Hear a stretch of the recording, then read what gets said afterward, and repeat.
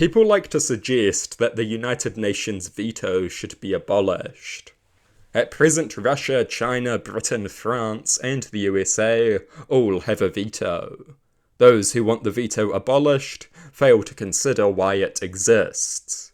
The big powers would almost certainly withdraw from the organisation if the veto was taken away, which would lead to the UN imploding or becoming irrelevant. The lack of such a veto is why the League of Nations was so ineffective. Obviously, the veto is an issue. It allows the big powers to essentially be above the rules, and at some point, the veto will need to be reformed. Why should Britain and France have a veto when India doesn't? India is a much more powerful country. Many countries rival Britain and France. Germany, Japan, Turkey, South Korea, Pakistan, Brazil, Indonesia, Egypt. There are many large, powerful countries that have no veto. India especially could reasonably expect one. They certainly deserve it more than France and Britain do.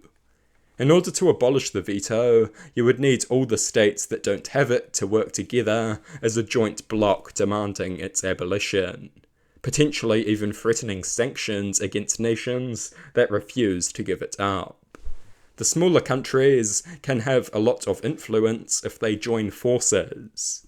Still, the big powers have a momentous amount of power, and this would be difficult.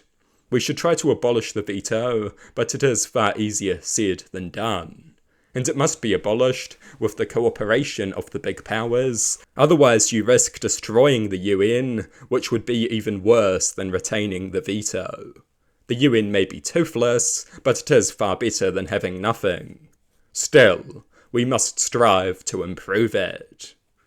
But we must be strategic and cautious when doing so. Such organisations are by their nature fragile.